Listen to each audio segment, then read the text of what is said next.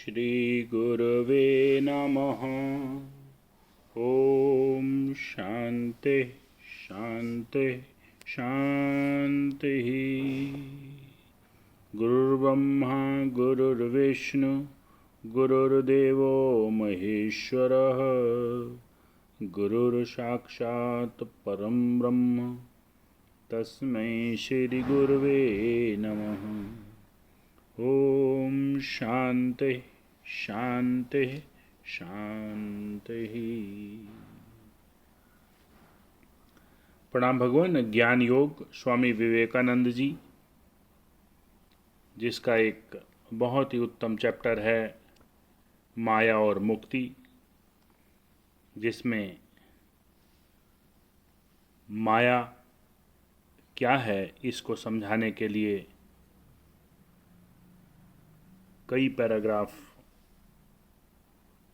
स्वामी जी ने बोले हैं, जो ग्रंथ में उपलब्ध हैं। इसके 9 एपिसोड हो चुके हैं।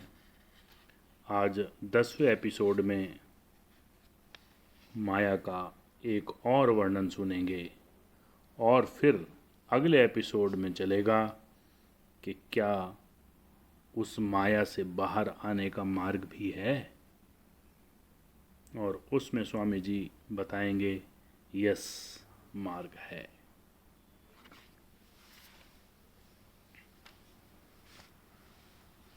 अब लेते हैं आगे। स्वामी जी लिखते हैं, लोगों के सामने 2 मार्ग हैं।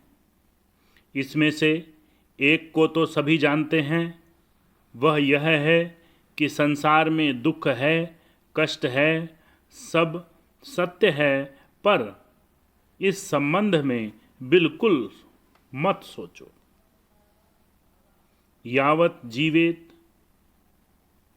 सुखम जीवेत, ऋणम कृत्वा घृतम पीवेत।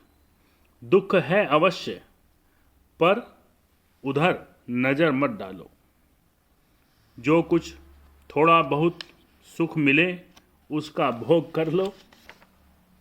इस संसार चित्र के अंधकार में भाग को मत देखो, केवल प्रकाश में और आशाप्रद पक्ष की ओर दृष्टि रखो।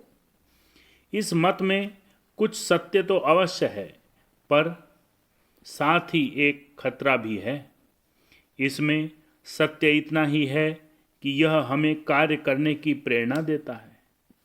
आशा एवं इसी प्रकार का एक प्रत्यक्ष आदर्श हमें कार्य में प्रवृत्त और उत्साहित करता है अवश्य, पर इसमें विपत्ति यह है कि अंत में हमें हताश होकर सब चेष्टाएं छोड़ देनी पड़ती हैं।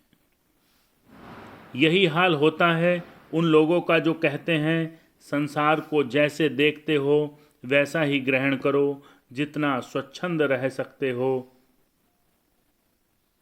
रहो। दुख कष्ट आने पर भी संतुष्ट रहो, आघात होने पर भी कहो यह आघात नहीं, पुष्प वृष्टि है। दास के समान दुत्कारे जाने पर भी कहो मैं मुक्त हूँ, स्वाधीन हूँ। दूसरों तथा अपनी आत्मा के सम्मुख दिन रात झूठ बोलो, क्योंकि संसार में रहने का, जीवित रहने का यही एकमात्र उपाय है। इसी को सांसारिक ज्ञान कहते हैं। और इस 19वीं शताब्दी में इसका जितना प्रभाव है उतना और कभी नहीं रहा, क्योंकि लोग इस समय जो चोटें खा रहे हैं वैसी उन्होंने पहले कभी नहीं खाई। प्रतिद्वंदिता भी इतनी तीव्र पहले कभी नहीं थी। मनुष्य अपने भाइयों के प्रति आज इतना निष्ठुर है, उतना पहले कभी नहीं था। और इसलिए आजकल यह सांत्वना दी जाती है, आजकल इस उपदेश का ही जोर है, पर अब उससे कोई फल नहीं होता, कभी होता भी नहीं।